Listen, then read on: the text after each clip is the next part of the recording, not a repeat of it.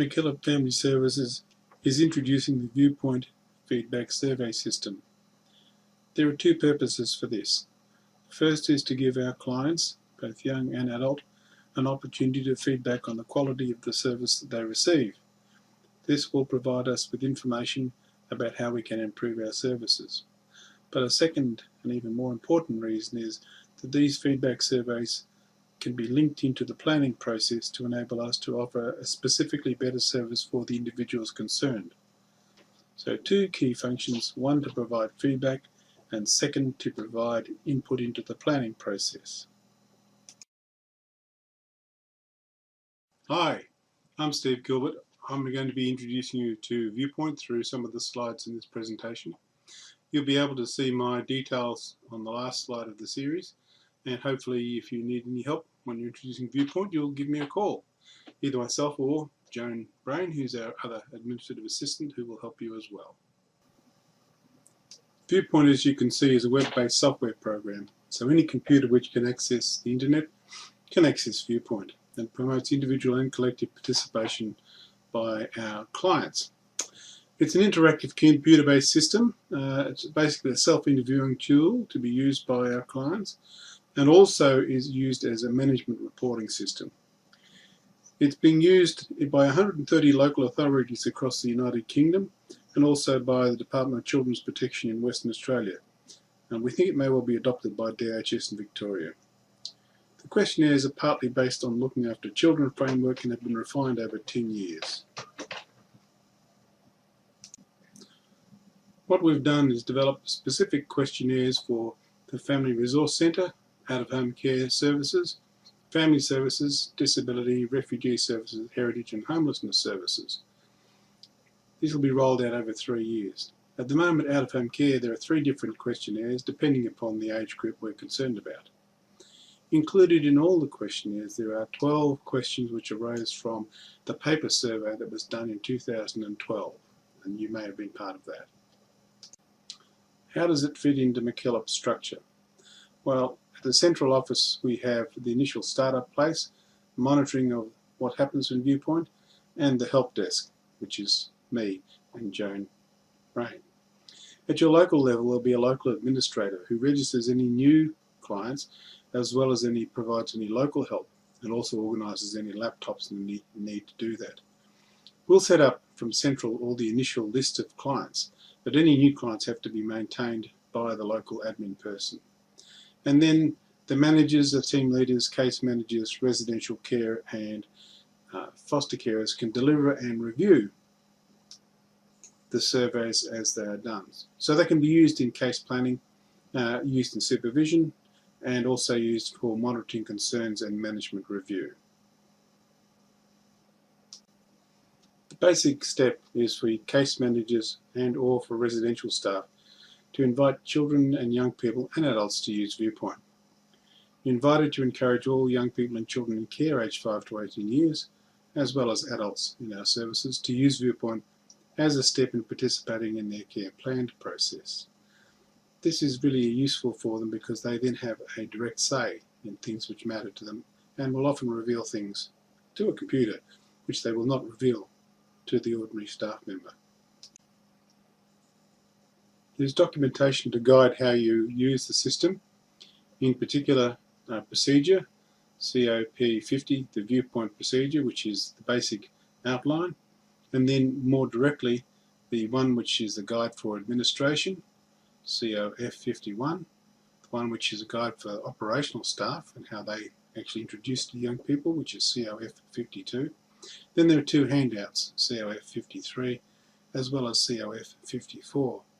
The other documentation which is vital to the system is the login system, where clients and staff are given login so they can access the system, and this is maintained by the local administration. As I said earlier, almost any computer which has access to the internet can be used. Certainly desktop computers can be used, those in the houses or in offices can be used, or if they're in a carer's home or somewhere else they could be used. Laptops can also be used, and in cases where the local network is not very accessible, you can use a dongle to access the internet from that. Tablets can be used, though they have limitations in the sort of graphics they can display. So how do people get onto it? Well, access to the internet through residential houses or care houses elsewhere, and or by the use of the dongle over the telephone network. There are two types of survey that can be accessed through Viewpoint. The first one is an interactive survey, which uses interactive avatars, colourful graphics and speech to guide a child through the questionnaire. The speech system might be useful for young people who struggle to read, and some people will enjoy changing the background or changing the avatar which is presenting the questionnaire. And also there are interactive games which can be accessed as the young person or child does the survey. At this point I'm going to stop showing you slides and actually open up Viewpoint, and you can see what I mean. The way you access the surveys is through the internet. On the MacNet page we already have a button for it, but otherwise you can just type in the address vttol.com.au,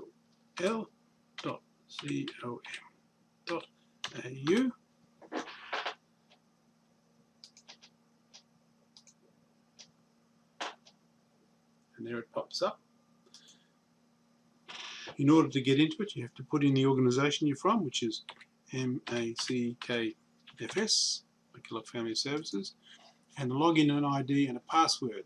Those will have been given to you or will be given to a worker by the administration assistant or administration support. In this case I'll put in a dummy one, and that's me.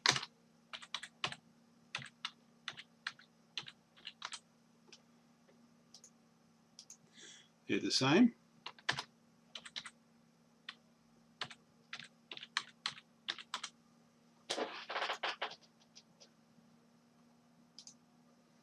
And you'll see here I've got a whole lot of surveys which I've already started, and some which I've finished, and there's a report available if I wanted to.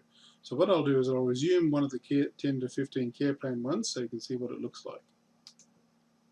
And you can see in here that you can do the one with graphics or without graphics. Without graphics is more or less like a straight survey. With graphics means you can play around with the avatars and with the background and so on, as you'll see. So let's do that one.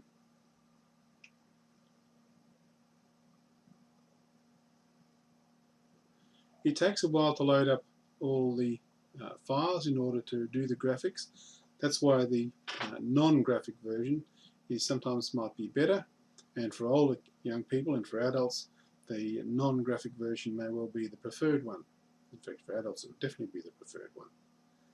We're down to the last section of these things. It does take a while, so you might choose to load this up before the young person gets into the room, or you might be able to engage them in conversation while you and they are waiting. You can see that the young fellow on the left there is already impatient. He's tapping his foot. Nearly there. Okie dokie. Now at this point I've already started this one, so we're somewhere into the thing, and these are one of the typical questions which would go, can you keep in touch with friends? Now in an ordinary computer you'll be able to hear this. It'll speak to you and say those words in a rather robotic voice. So the young person would say yes, definitely they can keep in touch with friends. And we've hidden it here, which is a bit of a shame, but then you would say, okay, next question. Now you can change some of the things in here, as it says the assistant or avatar. In this case we've got a dragon, but we can change that and put in young Donna. There she is. And the theme, the background basically, can be changed. We better put her in a skateboard now. So that's much the same. Okay, and then we can do another question. Can friends visit where you live? Yes, definitely. We hope. And that's all. You can move on to the next question. We won't go any further at this point. We'll get out of here. There's the out button.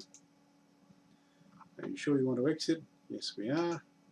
Are you really sure you want to exit? Yes, we are. And we're out. That's all. So we can log out at this point. And we're out of it. So that's all you have to do. The other format of survey provided by Viewpoint is Survey Lite. Basically, this looks like an ordinary pen and paper survey, but written on the survey on the screen. This enables people to use multiple choice using radio buttons, but you'll also note that on the slide there are small speakers, so that if you click on those, the computer will speak the question as it is being asked, and will also speak the answers that you provide to it. This form of survey is perhaps more suited to older young people or to adult service provision. What we'll do now, all going well, is log into Viewpoint again and look at the light type survey. So we'll type in our pptol.com.au again. That puts the default page. At this point again we'll put in MACKFS and we'll put in our same dummy client and the same dummy password and log on. Here we are again at all the various surveys we've done. We're going to sort of look at the 16 plus survey again and resume it. We won't go from the start. There's our option. Look at the one without graphics. And here it is in. You stand by this is. We clicked on that. We should be able to hear what's being said, but we haven't set up so it does that, so we won't do that. But we can click on an answer. Do you understand why that is? Click in the box and type your answer. Yeah, very slow response. Do you understand why that is? Click in the box and type your answer. You type in no and move along. Then this question here, so yes, definitely. Next. Next question. A number of questions pop up and so on, but we'll get out of this at this point. The idea is that this is much more suitable for adults than for our older adolescents, but they're the same questions. We do want to exit, and we're going to log out again at this point. So then, what is the requirement? The first thing we need to do is to deliver the survey, that is to engage the young person or child and get them to do that. Since the survey is reasonably long, it's about 70 or 80 questions, depending on which survey it is. Some of them are shorter. You may need to sort of be aware that you will need to support them. Most young people haven't complained about the length to this point in time. You may need to facilitate it by helping them to do that. After the information has been provided by them in the survey, then the idea is to review the survey. We can generate reports from the software and we can check whether things are any safety issues being raised by them. So that is something that's really important to do as well. Now that we've enabled our young person or our client to provide some feedback and information for us, it's most important that we bring this back into our planning and supervisory process. Supervisors and managers can see all the client's responses in the program areas, but it is really important that case managers review surveys as soon as they have been provided in order to check for safety issues or issues of bullying or other critical issues. The survey can then be taken and provided to the supervisor or given to the supervisor or discussed in supervision, and it can be used in care teams to assist in the planning process. It will provide some useful information for the assessment and progress records for young people during the planning cycle. From our central position at MacKillop, we were able to provide reports to the executive, particularly on critical issues such as safety and any other issues such as bullying. Any general data analysis can be supplied, and reports, both individual and group, can be developed. The major significance of this is to integrate the file or integrate the survey with the client file and assist in planning processes.